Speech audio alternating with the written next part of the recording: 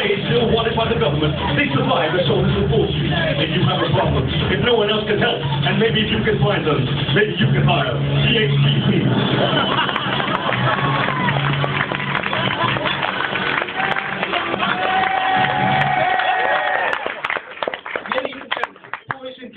Children of all ages. For school and several weeks ago, Jay and myself were asked to give a speech. Considering our respective reputations combined with currently our heroic intake of alcohol, it should make for an interesting 5 minutes. So we've had this opportunity to help Jay and Conwell that their speeches will have a lot to live up to.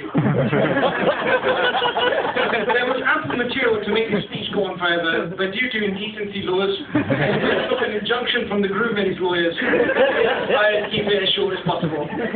However, at the time for that, there's always the possibility of calling upon Minish to talk about Firefox. Before we resort to filling our speech full of propaganda about Mozilla's far superior internet browser, I think it's only right to speak of the context of this historic day.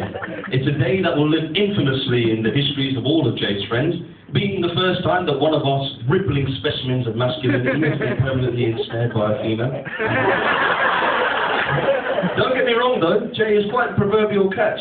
He's on a never-ending quest to be a model husband, a model citizen, and a model lover. Being the naive guy that I am, I looked up model in the dictionary. That's the Oxford one, AJ, not the Cambridge one. And found it to be a miniature replica of the real thing. That's about right for me.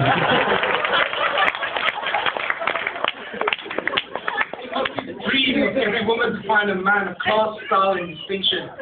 We thank God every day that she found Jay before she found that man.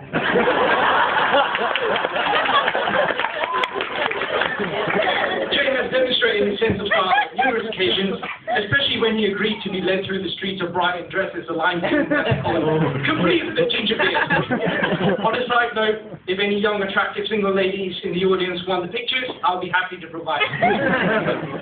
Still, Jay is not adverse to new, strange styles as demonstrated on his choice. Microphone problem! They already had this one, but... Like I was saying, still, Jay is not adverse to new, strange styles as demonstrated on the choice for the font and the wedding invitation. Jay, I don't care what you say, it wasn't the Jay. It's a great honour to be dressed up today. It must have been difficult to find a tailor willing to sew an Iron Maiden patch on the back of a jacket. But I toast your efforts in trying. I'm not so enamoured that my ironic wedding day mullet idea was dismissed so out of hand. But I'm sure given time I will recover. In my humble opinion, I'd like to be as comfortable as possible on a momentous occasion like this. But I'm sure that Jay's level of comfort has been significantly affected since both myself and Gordie started speaking. The most uncomfortable part of tonight's proceedings, however, will be dealt out to Sonal at the hands of Jay later this evening. In the early 1930s, there are many social and economic factors to consider in the union between Jay and Sonal.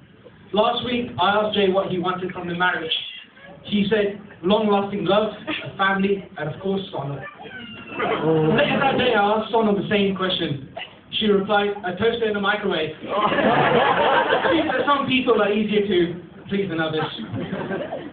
In my understanding, marriage is an excruciatingly simple concept. A woman puts her finger in a man's ring and gives him 2 rings under his life for the rest of his life. At this point of the speech, writing process, Gordie and I felt it best to go out and not to invited guests to see if they could help the speech along by perhaps sharing any spare lines they may have had. Unfortunately, no one was holding, so we had to sadly go without. Unabated, though, we should really grasp this once-in-a-lifetime opportunity to reveal to you all of Jay's past misdemeanors.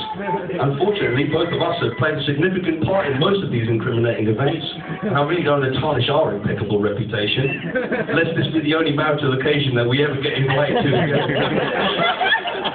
Jay and myself have now been friends for over 10 years. Adaptively speaking, in that time Jay has grown into being one of our closest and highly regarded of friends. His tireless spirit, enthusiasm, and pitch-off of fellatio are an inspiration to us all, and it's heading for the small planet of Cybertron. Where a unique race of transforming robots continue to fight a civil war. A war between good and evil that has raged for millions. Constantly striving for excellence, Jay's kind-heartedness, empathy for the common man, and exemplary personal hygiene make him the perfect candidate for marriage. To this end, we salute Sonal on your choice of spouse. However, we must bring to your attention the eternal regret you will feel, knowing that you had to settle for fourth best, what with me and Gordie being the best men, and Kunal, without whom none of this would have been possible. Jay has touched us all in his own inimitable fashion. In our many trips aboard, Jay has warmed out. The towns of Amsterdam and Munich also reverberate on the spectacle of Jay's presence. So we come to the point of the speech where it's customary to toast the bride and say, we wish you all the luck in the world and hope that all your days fill with joy and happiness. In light of Jay's significant global impact, we raise our glasses to him. Jay Solanki, a man who has touched us all in many places. May your lives be happy and long, and every best man speech you hear shorter, funnier, and make more sense. To Jay and Sonal. We'd also like to take this opportunity to thank good people like Jay